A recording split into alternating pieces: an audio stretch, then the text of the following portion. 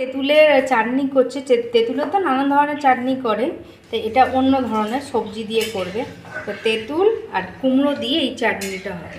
তেঁতুলটা মা ভালো করে গোটা ধুয়ে নিয়েছে, এটা কাশ তেঁতুল, সেদ্ধ করে নিয়েছে। এটা ভালো করে পাল্পটা বার করে নেবে। আর এদিকে কুমড়ো, অল্প কুমড়ো ছিল, সেটাকে মা গ্রেটারে গ্রেট করে নিয়েছে। এটা মিষ্টি, বেশ ভালোই মিষ্টি আছে কুমড়োটা।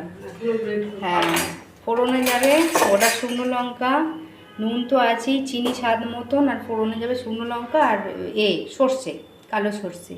আর এখানে চিনি তো দিতেই হবে। আর এখানে অল্প রস ছিল, রস বলতে পান্তুয়ার রস, রসগোল্লার নয়, ছিল কালকে এনেছিল, তাই সেই রসটা মা ফুটিয়ে রেখেছিল, ফুটিয়ে ছেঁকে নিয়েছে।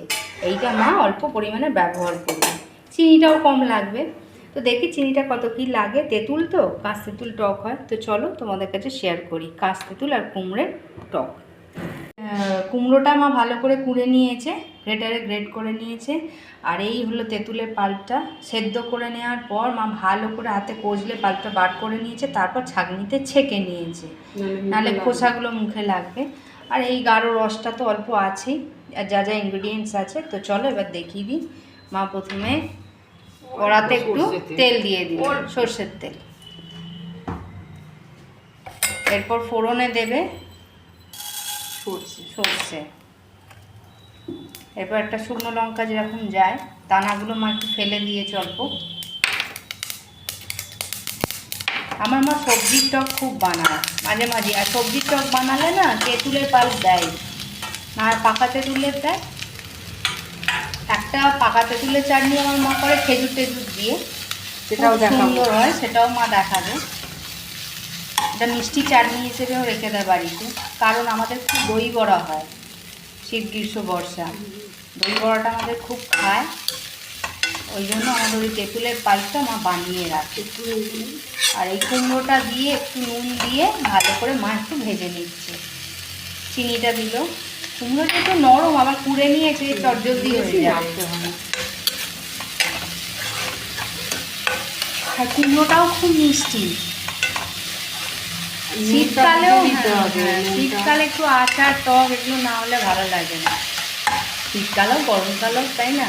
আর বর্ষার দিকে আবার গুড়ের আচার খুব ভালো লাগে, খিচুড়ি শীতকালেও খিচুড়ির সঙ্গে ভালো লাগে। এবার তেঁতুলের পাল্পটা মা দিয়ে দেবে, মানে কাঠটা যেটা জলের সঙ্গে কষলে নিয়েছিল। তো এইবার ভালো করে ফুটতে দেবে। রসটাও দিয়ে দেবে, দিয়ে দিতে হবে। রস বলতে একটা কথা বলি, সব রস দেয়া যায় না।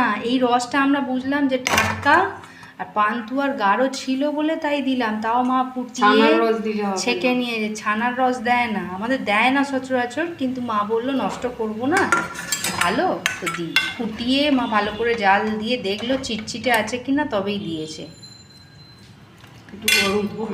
একটু হোক, ফুটতে দেবে, তারপর ফুটে আসলে আপনাদের দেখাচ্ছি কেমনটা হয়। তো এইবার দেখো ফাইনালি চাটনিটা কত সুন্দর হয়েছে। এই চাটনিগুলো আচারগুলো যা লাগে না খেতে কুমড়োর, মা যেভাবে বানালো এইরকম বাড়িতে বানিয়ে দেখো, আঙুল চাটবে। শিশিতেও খায় না সে খাবে। হ্যাঁ, যারা কুমড়ো খায় না তারাও খাবে, কেউ বুঝতেই পারবে না। করে দিলে তারা ঠিক, এটা কুমড়ো কেউ বুঝতে পারবে না, কুমড়ো আর কাশ তেঁতুলের চাটনি। তো খুব ইজি ওয়েতে আমার মা দেখিয়ে দিল, এইভাবে বাড়িতে বানিয়ে দেখবেন, খুব ভালো লাগবে। So till then, bye friends.